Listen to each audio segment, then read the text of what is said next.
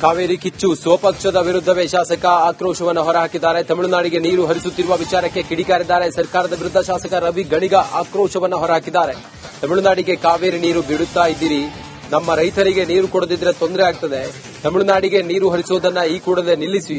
ಕಾವೇರಿ ನೀರಾವರಿ ಸಲಹಾ ಸಮಿತಿ ಸಭೆಯಲ್ಲಿ ಕಿಡಿಕಾರಿದ್ದಾರೆ. ಸಭೆಯಲ್ಲಿ ಶಾಸಕ ಗಣಿಗ ರವಿಕುಮಾರ್ ಆಕ್ರೋಶ ಹೊರಹಾಕಿದ್ದಾರೆ. ಅವರೇ ಚಾಟ್ ಹಾಕೋದು 14ರಲ್ಲಿ 90, 15ರಲ್ಲಿ 90, 16ರಲ್ಲಿ 97. 2 ನಿಮಿಷ ಸರ್, ನಾನು ಮಾತಾಡ್ಬೇಕಪ್ಪ. ಈಗ 109 ಟಿಎಂಸಿ ನೀರಿದೆ, ಎಲ್ಲಾ ಸರಿ 75 ಟಿಎಂಸಿ ನೀರಿದೆ. ನೀವು ಒಂದ್ ಕಡೆ ತಮಿಳುನಾಡು ನೀರು ಬಿಡ್ತೀರಾ, ನಮಗ್ ನೀರು ಕೊಡಲ್ಲ ಅಂತೀರಾ.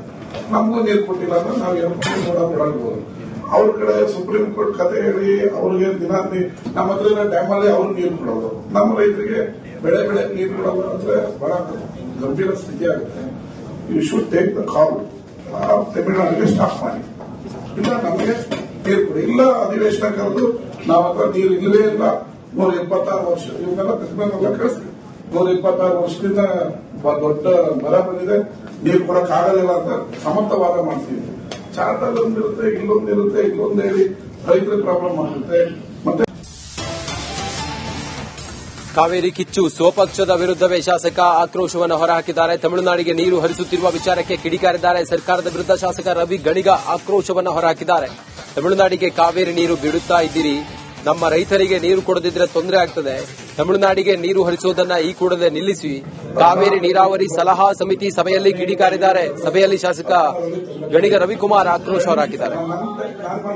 ಅವರೇ ಚಾಟ್ ಹಾಕೋದು 14ರಲ್ಲಿ 90, 15ರಲ್ಲಿ 90, 16ರಲ್ಲಿ 97.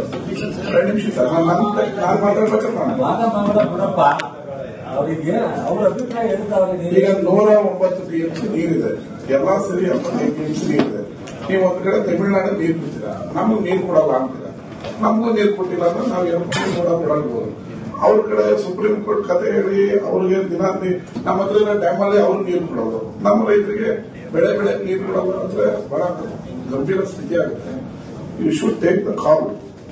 ತಮಿಳುನಾಡಿಗೆ ಸ್ಟಾಪ್ ಮಾಡಿ, ಇಲ್ಲ ನಮಗೆ ನೀರು ಕೊಡಿ, ಇಲ್ಲ ಅಧಿವೇಶನ ಕರೆದು ನಾವ್ ಹತ್ರ ನೀರು ಇಲ್ಲವೇ ಇಲ್ಲ. 126 ವರ್ಷ ಇವನ್ನೆಲ್ಲ ತಜ್ಞರನ್ನೆಲ್ಲ ಕಳಿಸ್ತೀವಿ. 126 ವರ್ಷದಿಂದ ದೊಡ್ಡ ಬರ ಬಂದಿದೆ, ನೀರು ಕೊಡಕ್ ಆಗೋದಿಲ್ಲ ಅಂತ ಸಮರ್ಥವಾದ ಮಾಡ್ತೀವಿ. ಚಾರ್ಟರ್ ಒಂದಿರುತ್ತೆ, ಇಲ್ಲೊಂದಿರುತ್ತೆ, ಇಲ್ಲೊಂದು ಹೇಳಿ ರೈತರ ಪ್ರಾಬ್ಲಮ್ ಆಗುತ್ತೆ. ಮತ್ತೆ